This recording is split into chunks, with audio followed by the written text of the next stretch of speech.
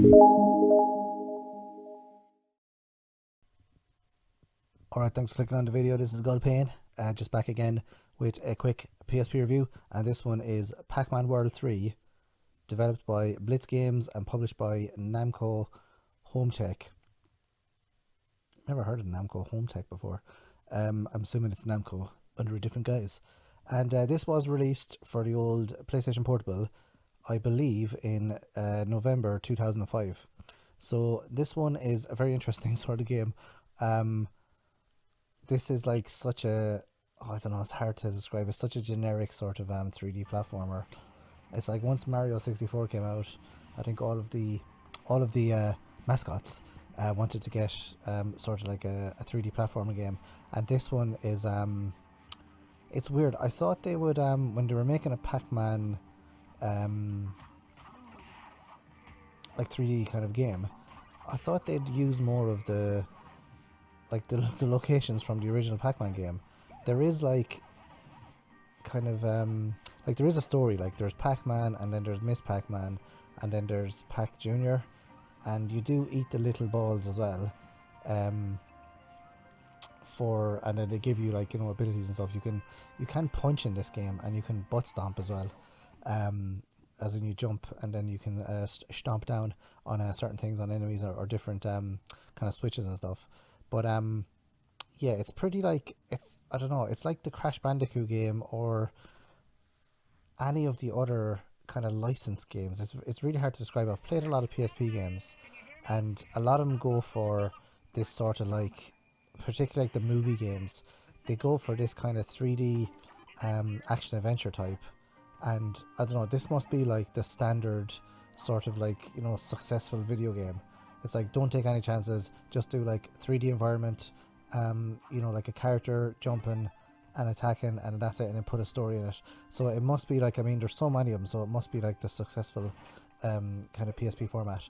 Whereas some of the other games, or some of the other like licensed games or titles, I mean, so I suppose you'd call this a licensed game. It's like, you know, you have the Pac-Man license, but it is by Namco, so I suppose, I don't know, whenever I say licensed games, I gotta think of like a movie or something where the movie license is being used, and a developer will just kind of make a game, and then, you know, kind of put the characters into the game and roughly have it like the movie.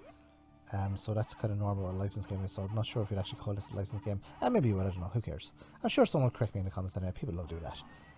So this one, you jump around the 3D areas, you punch boxes, and you punch different things to reveal either the little yellow balls that Pac-Man sort of eats in the original game, or else there's these like little Trivial Pursuit yellow like slices of pizza. I don't know what you call them. I'm sure there is a name for them.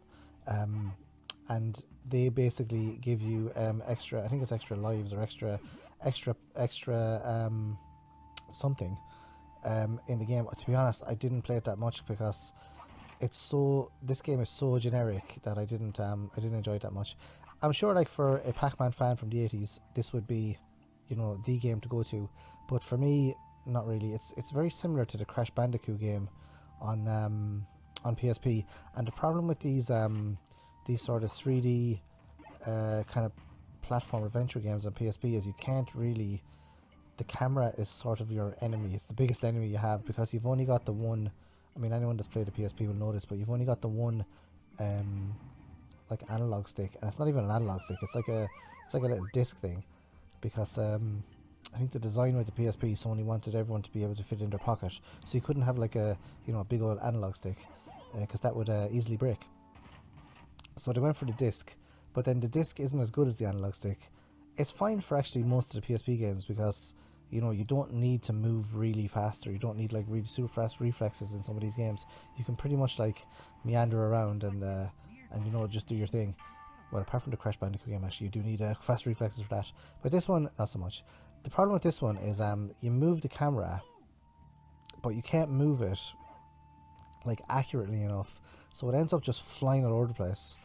And especially when they want you to do the platforming sections, which I'm sure people that have played these sort of games before will know that it's difficult to judge the depth perception or actually where you're actually going to land. He does have Pac-Man. He does have a shadow underneath him, so you roughly know. But then when the camera flies around to the left or right, it's actually really difficult to know where to land. So yeah, so that is Pac-Man World 3. Sorry, Pac-Man World 3 for the PSP. I think it cost me like £2. So you know, I'm not really losing that in here by getting £2 worth of entertainment from Pac-Man World 3. So this must be a sequel to Pac-Man World then, which was the that like platformer on arcade from years ago. I think so anyway. Unless this is like, unless there's 3 Pac-Man World games that are this sort of like 3D aesthetic. I don't know. Anyway, it didn't seem to, you know, kind of materialize into a huge franchise, because this is the first one I've ever played, and judging from this, I probably won't be playing any more Pac-Man World games. But you never know, they might be good. So if you've played a Pac-Man World, let me know in the comment section below.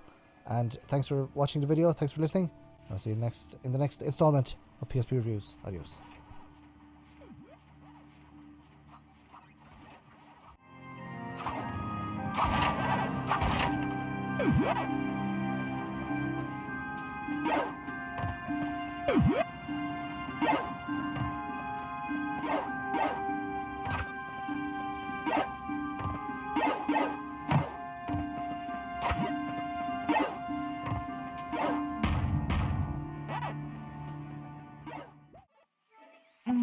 Cherry meringue sugar stuffed power pellet a l'orange?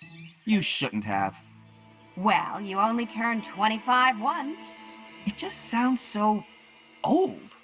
Aw, sweetie, you're only as 25 as you feel. Thanks, honey. You and Junior are the best presents I ever had. And you're right. I look fantastic.